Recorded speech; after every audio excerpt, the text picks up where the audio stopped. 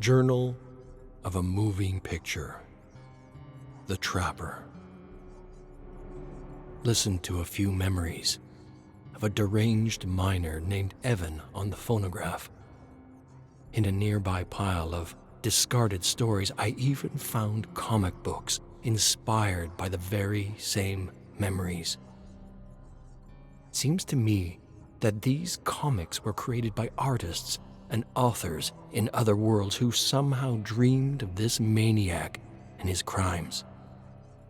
True in one world, fiction in another, and I suppose vice versa. Makes me wonder if someone in another world is dreaming and writing about us.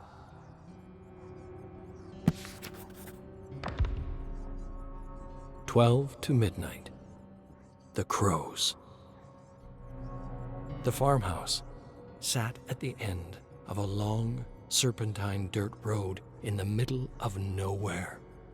The derelict house at the end of the road had a roof that sagged and a warped, wide-covered deck with bird feeders that hadn't been filled in years. The vast cornfields surrounding the farmhouse were wild and rumpled. A chime, dangling from a nearby gnarled tree, rang softly in the warm, humid wind as Max Holt, sitting on a hill at a distance, used binoculars to examine the barns, the rusting tractors, and an old, collapsing outhouse. Just beyond the farm, he noticed a cemetery with gravestones etched black against the dusk. He sighed, lowered the binoculars, and wiped beads of sweat off his brow. "So why exactly am I in Texas?" he asked, adjusting a small device in his ear. "What's so special about this abandoned farm?" "It's not abandoned. We decoded a name 2 days ago and tracked him here." Hattie's voice emerged through the tiny black communication device in his ear. "What do we know about the mark?" "Tom Smith, born Nevada, worked as a creative manager in the 60s and 70s in South America for several multinational corporations. No citations, no tickets, no fines. Always paid his taxes on time. Perfect record." Sounds like a cover. "Good observation. His real name is Louis Rand, born in Oakland. Film degree from UCLA. Recruited by the government for a special department. Louis ended up in charge of manufacturing rebellion, meaning he produced fictional radio broadcasts in several countries reporting on the victories of rebels that never existed." Why go through all that trouble? People don't act if they've lost hope. What year are we talking about? 1950s. Louis created fictional rebel groups to revolt against a government that was trying to do some good for its people. Each broadcast reported a growing rebellion marching on the Capitol to depose of the president.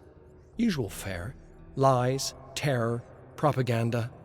Fabrications designed to make the rebels seem unbeatable so no one would dare oppose them.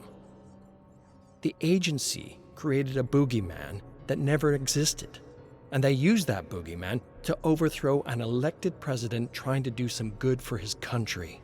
"Right," Max said, "and heard they're working on a sequel to the original War of the Worlds. Looking forward to that myself.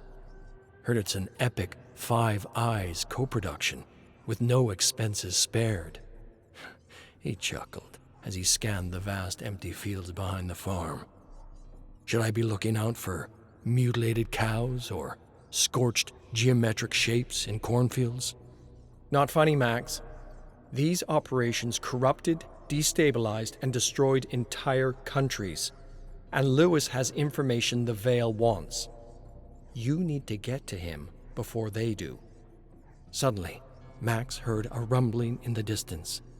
His binoculars swiveled to a black SUV thundering down the dirt road, throwing great clouds of dust in the air. "Shit, we might be too late. I've got an SUV approaching fast." He hooked his binoculars to his belt and withdrew his pistol. "I'm heading in. Watch yourself. Always." Max rushed down the hill as the SUV came to a stop and 3 shadowy figures vaulted out. 2 agents kicked the front door and charged into the house, while the others stood guard outside. As Max approached the entrance, he lowered to a stealthy crab walk. From inside, he suddenly heard someone cry out in pain. They had Lewis and were preparing to torture him. He had to move fast. With a great sense of urgency, Max inched closer to the guard, concealing himself in the shadows. Then, all at once, he sprung up behind him, took him in a chokehold, and squeezed until his torso shook and his legs sagged. Carefully, Max lowered the unconscious agent to the ground as Lewis released another scream. They had begun to interrogate him. He didn't have much time. Max followed the edge of the house to an open window and climbed inside the cluttered home, and nearly slipped on a counter covered in grime and dead flies. Stacks of dirty dishes covered the kitchen table. Piles of magazines and books rose from the floor to the ceiling. On the walls were black and white surveillance photos of artists painting murals and protesting various dictators that had been selected and sponsored by the agency. Max picked his way into the hallway, moving slowly toward the sound of hard knuckles hitting swollen flesh, accompanied by the occasional groan. He froze suddenly when everything stopped and one of the agents spoke. "Where are the letters? Where are the crows? Who else knows about them?" Lewis didn't answer. The punches and groans continued, and so did Max. He inched slowly toward the living room, picking his way around the stacks of boxes and crates, stopping with each step to listen. "Where are the letters?" Lewis coughed and struggled with every word. "I don't know what you're talking about. I'm just an old man who hoards a lot of useless junk from around the world." Max reached the living room and peeked through the open doorway. One agent prepared a small bottle of orange serum and held it up to Lewis. "I'll ask my questions again. Disappoint me, you get a drop of grime. Disappoint me again, and we move to a spoonful. Another time, and it's the bottle. If we're mistaken, and you're just an old man who likes to hoard junk from around the world, then you have no idea what grime will do to you." The agent tilted the bottle and let a drop form on the rim and asked, "Where are the letters? Where are the crows? Who else knows about them?" Lewis shook his head. "You're dealing with forces you couldn't possibly understand." The agent smiled and let a drop of grime fall into Lewis's busted mouth. Lewis struggled to keep his mouth closed, but the drop dissolved into his cuts and swollen lips. "I'm told a drop of grime unlocks a doorway to hell," the agent said. "I can't imagine what a bottle would do. Let's try again, and let's not presume to know what I would and wouldn't understand." Lewis scoffed. "You remind me of myself when I was first at the agency. Do you even know who you're working for?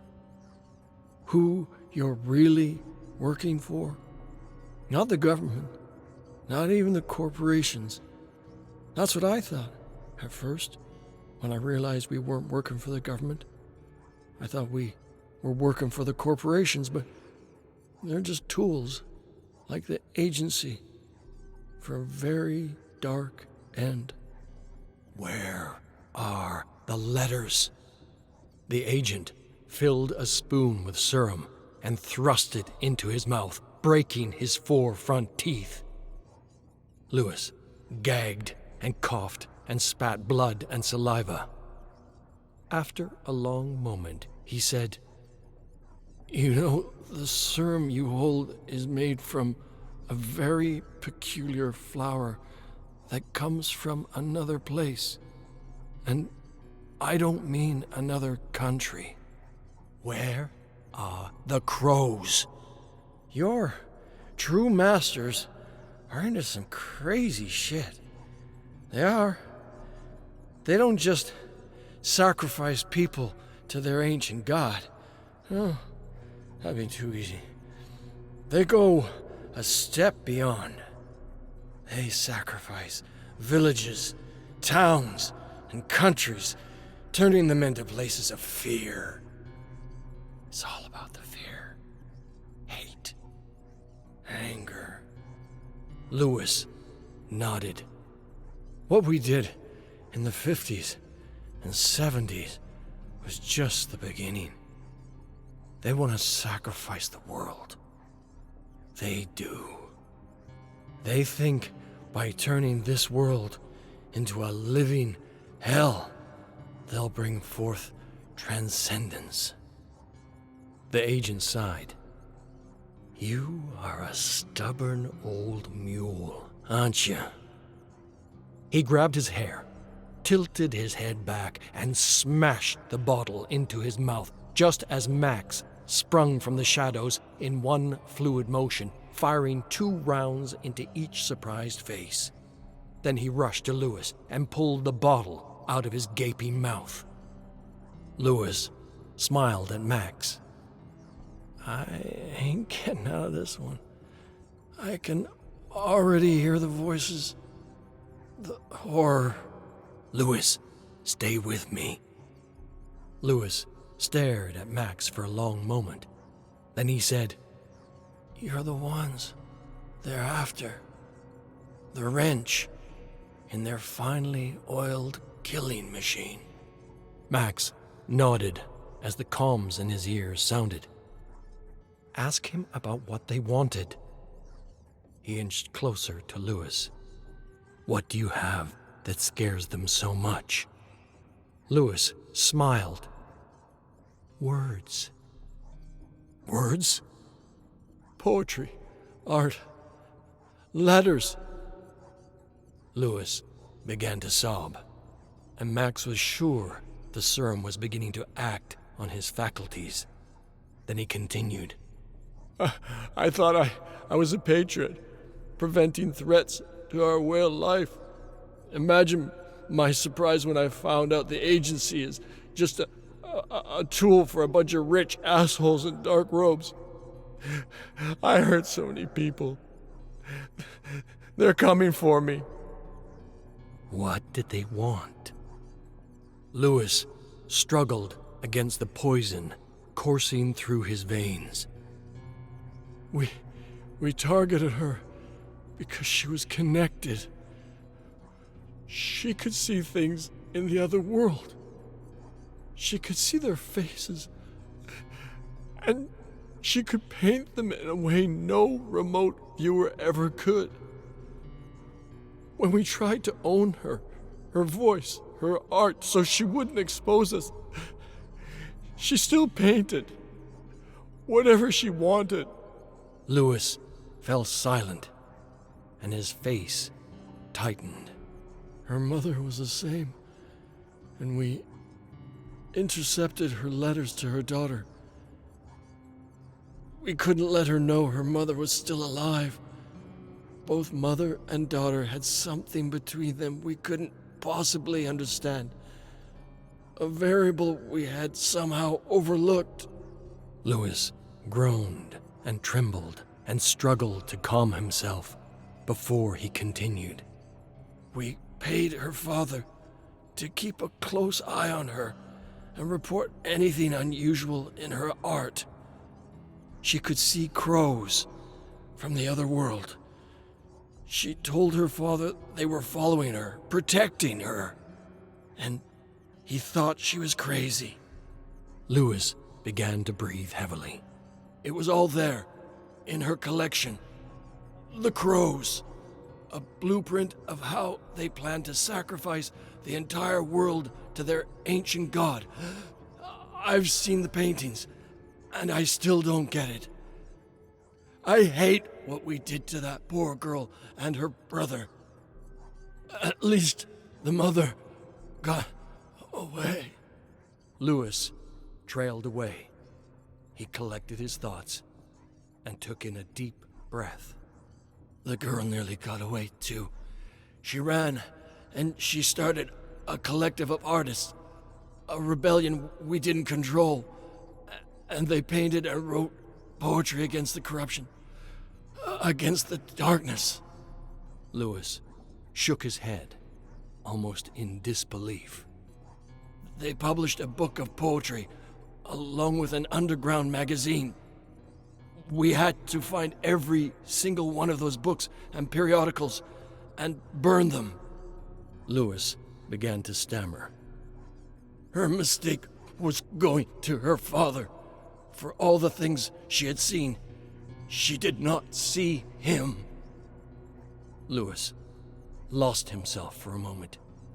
Tears formed in his eyes and slowly slipped down his face as he continued.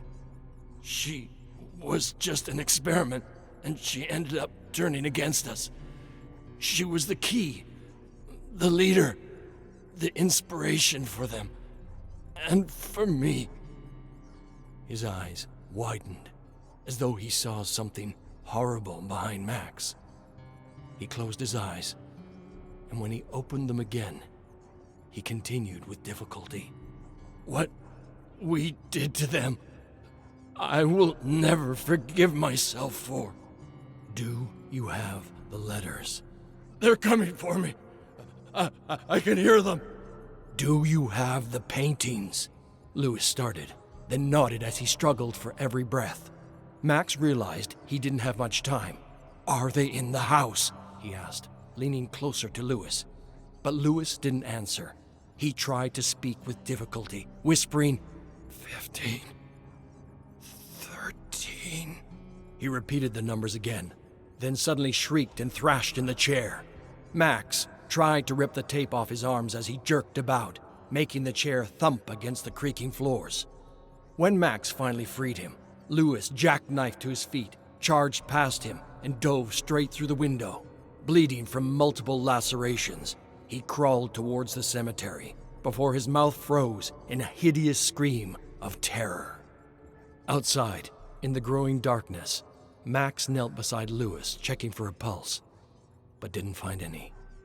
Lewis's eyes were wide, and his hand extended out towards the cemetery. Nothing you could have done for him. Hattie's voice sounded in his ears. Max stared at the dead man's hands, then the cemetery, where he saw gravestones in the moonlight.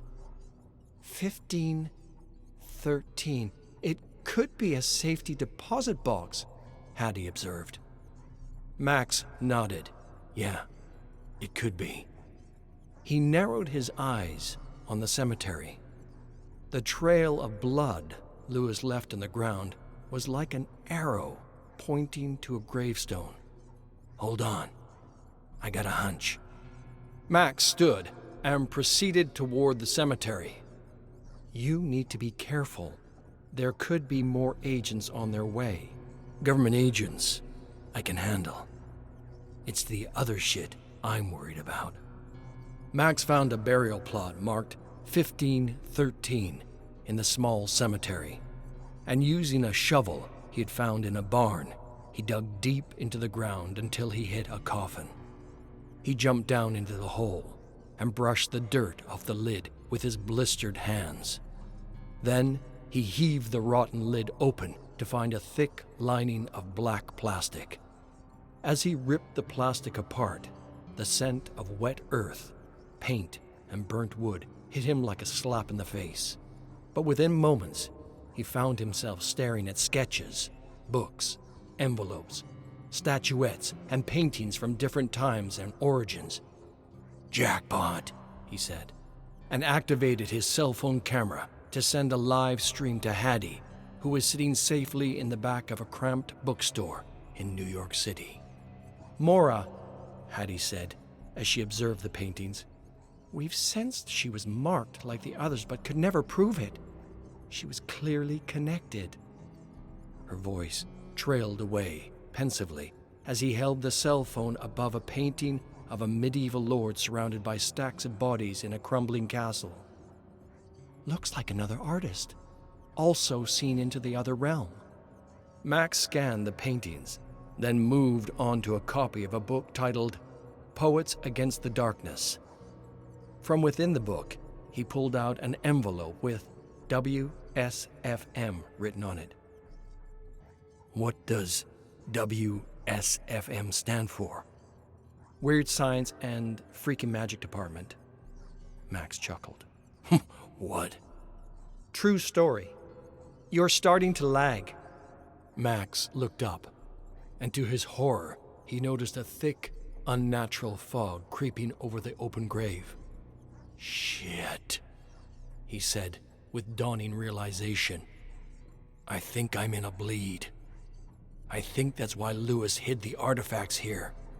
But Hattie didn't respond. A high-pitched whine sounded in Max's ear as he instantly pulled off the earpiece. As he thrust his comms into his pocket, he saw crows circling above, and he felt his entire body suddenly prickle with needles. His body was reacting to another vibration as he shifted in and out of another dimension. As he tried to gather himself, he heard a twig snap above. He looked up to see a tall woman made of darkness standing by the grave. Max quickly hid inside the coffin, pulling the wooden lid over. He stared through a crack in the wood at the dark apparition looming above him. It stared down at the coffin with cold, black eyes and black blood-like ink dripping down from its fingers. A crow flew down into the grave, landing on the coffin, pecking nervously at the lid, giving away his position. Max closed his eyes and waited to be dragged away to this other world. But the crow disappeared, and the apparition drifted away from the grave. Max quietly slipped out of the coffin and climbed out of the grave, ascending into a world of fog. He could hear the crows circling above, but couldn't see them. As he ran, he heard the sound of his heart thumping against his chest, and then he heard footsteps behind him, growing faster, louder. Max glanced over his shoulder, but saw only a mass of fog. He didn't wait for whatever lurked in the darkness to snatch him. He charged through the cemetery, jumped over the fence, and stumbled miserably to the ground. Then he closed his eyes and lost consciousness as a high-pitched whine filled his ear. When at last he opened his eyes, it was morning, and beams of golden sunlight poured through the cracks of a door, illuminating the darkness and warming his face. He had no recollection of what had transpired, only vague flashbacks of dragging himself over the ground while unnatural and incomprehensible things moved around him. He remembered the crows, the woman with the black eyes, and the shrieks and screams that rent the night. He remembered seeing the outhouse and crawling through a layer of fog. He remembered opening the creaking red door and hiding inside. Everything else was a blur. Covered in dirt and filth, he stepped out into the harsh white sunlight. He grabbed his phone and called Hattie. A moment later, her face appeared on the small screen. "Thought we lost you there." "I feel like I've been run over by a truck, but I'm still here." Max turned round and round, staring at the old farm. "I don't remember much." "You were out the whole night." "Yeah, well, it felt like an eternity."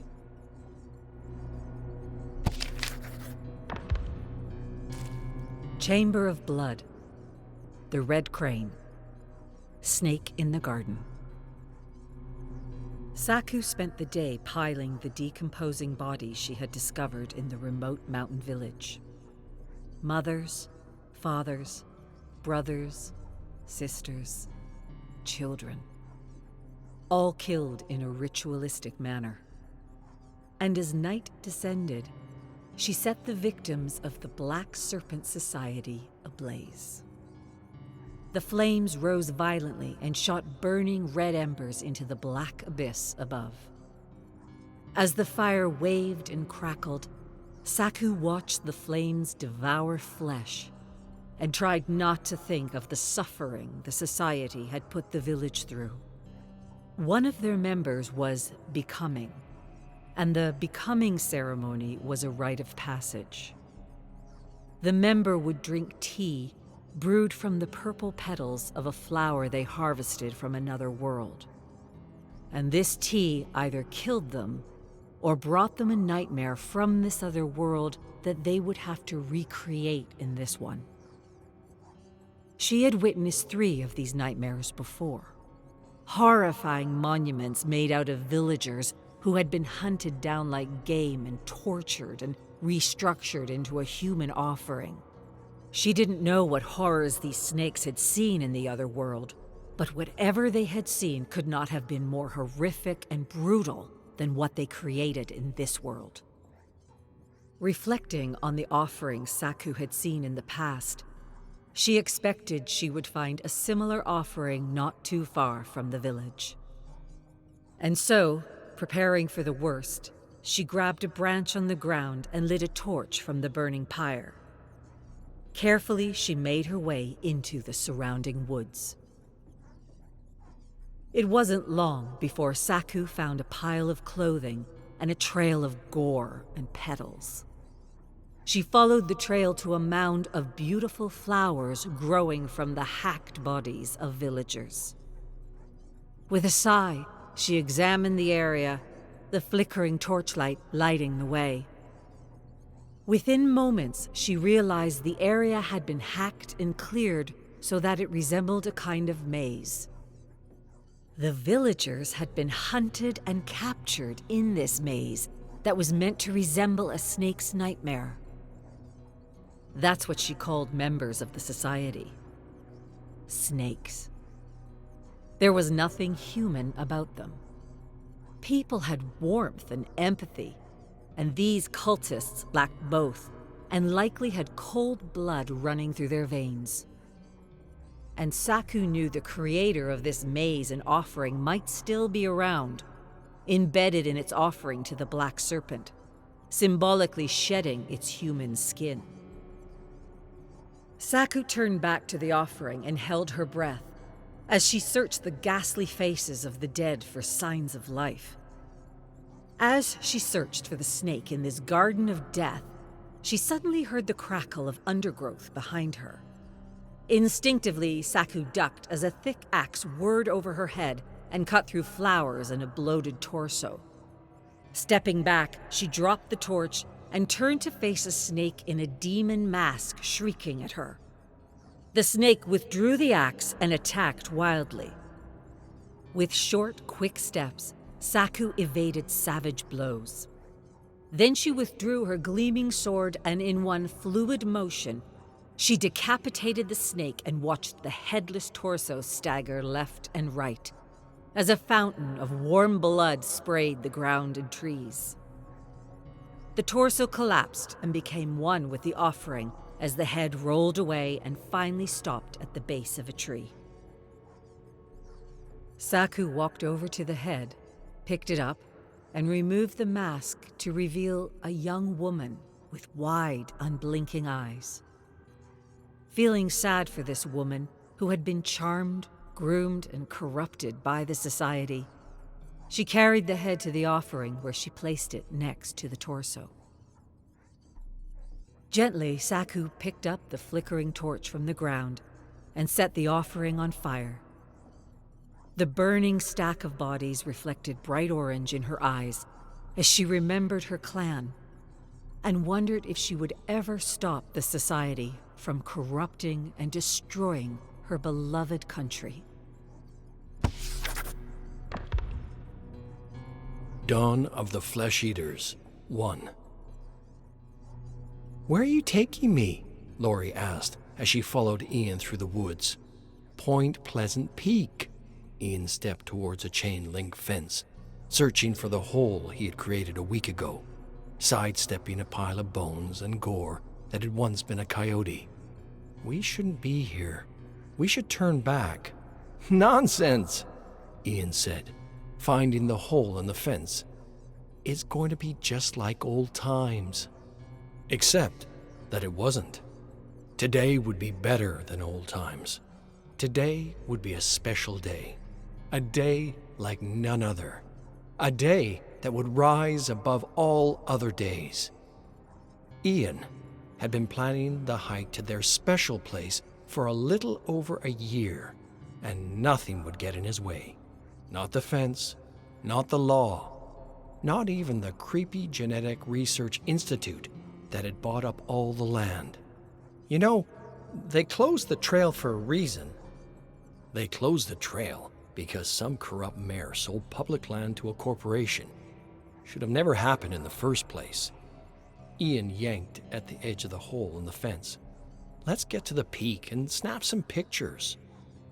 Lori smiled at him, then crouched and pushed her way through the hole, saying, "What's the worst thing that can happen?"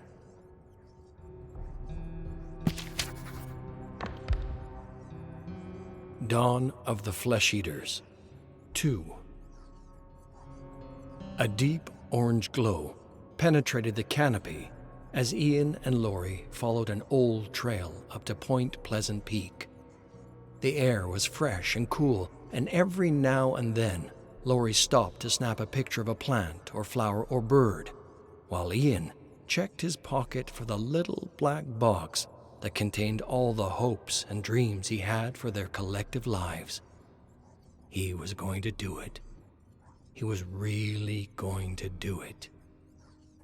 Lori stopped suddenly and pointed at two hawks circling in the distance. Ian stepped up to her, observing, and she snapped pictures. An omen, he thought. A beautiful, majestic couple working together in complete harmony. They circled together in the amber sky, one clockwise, the other counterclockwise. Their graceful paths twined and intersected with wings fully spread as they searched for dinner. Then they stopped circling and swept down with wings half bent, disappearing into the woods. Lori trained her camera at the trees, waiting for the hawks to re-emerge with dinner. But when no hawks burst from the trees after a few minutes, they continued up the trail, reminiscing about the first time they had met on the trail. He had seen her feeding squirrels to draw them closer for a picture. He remembered telling her it was bad luck to feed wildlife. She told him to mind his business, that she made her own luck. They had been together ever since. Dawn of the Flesh Eaters 3. Ian didn't understand why Lori suddenly froze as she clambered up the trail. "What's wrong?" he asked, stepping up beside her. Lori shook her head slowly. "I feel like we're being watched." "You're letting your imagination get the better of you. Come on, let's go." A soft chirping sound began from every direction. "I don't recognize that sound." "Just birds." "Well, that's not coming from birds." The sound suddenly faded into silence. Ian nudged her and smiled and gestured for her to continue up the trail. She did, but within moments they both stopped at the sight of two dead hawks, surrounded by feathers and warm blood. "Looks like they messed with the wrong mouse." Ian swallowed hard, trying to make light of the situation, secretly hoping he'd get another omen along the way. Lori snapped a picture. "Something's not right. What could have done that to a hawk?" Ian didn't answer for a long, pensive moment. Then he forced a laugh, grabbed her hand, and led her up the trail to their special place.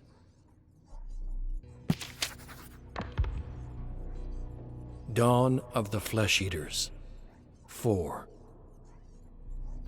The forest was strangely quiet when Ian and Laurie came upon a cottontail in the middle of the trail. They stood before the bunny for a moment, staring into its small black eyes. Ian was pretty sure a rabbit was a good omen and was a sign that the day would turn out exactly as he had planned. 7 years good luck if you feed a helpless bunny. Laurie laughed and searched her rucksack for a carrot. Don't. Come on. The poor chub looks like it hasn't eaten in days. Ian sighed. I guess one carrot isn't the end of the world.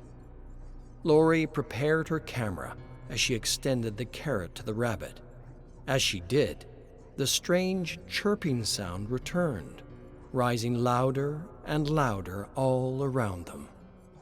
A cold tingle suddenly ran down Ian's spine. Something about the critter's eyes told him they had made a grave error in judgment, and that the day wouldn't be as perfect as he had imagined it would be. Laurie inched back from the seemingly helpless rabbit, then stumbled on her haunches as it suddenly roared with a mouth filled with needle-like teeth. The roar was a call, and soon hundreds of flesh-eating rabbits sprang out of the shadows and surrounded them. Ian didn't process much after that. He fell back and hit his head on a boulder as millions of needles punctured his skin and ripped away flesh, muscle, and bone. He heard Laurie scream, and for a moment he wished he hadn't been such a damn romantic. Then black fog filled his vision as he yelled out a question, and his stubborn hand fumbled in his pocket and pulled out a small black box. Year 7, Day 207, Morning. Since we've arrived at the tower, James has spent most of his time going through the stories and journals left by the previous occupants. He keeps a journal of his own and is determined to write a movie about our collective experience. The other day, I looked over his shoulder to see what he was writing in his notebook. To my surprise, he had transcribed an entire conversation between the parks. I cleared my throat to secure his attention. He turned around, startled, staring at me with what I could only describe as a homicidal glare. It was as though I had interrupted the writing of the Declaration of Independence. I questioned the etiquette and morality of eavesdropping. He questioned the etiquette and morality of reading over his shoulder. He then added that anything and everything is fair game for a writer.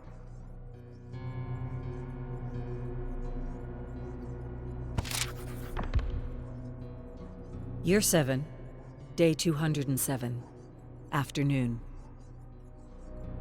I went up to my favorite spot on the roof of the tower, where I listened to memories recorded on vinyl records by one of the previous occupants, whose disappearance still remains a mystery. The air smelt of ammonia and wet leaves. The fog tossed and heaved and rolled endlessly towards the horizon, as laughter and arguments rose from the 9th floor. Donald, the carpenter, and a few others built a mini-putt out of all the things from other worlds for our amusement and entertainment.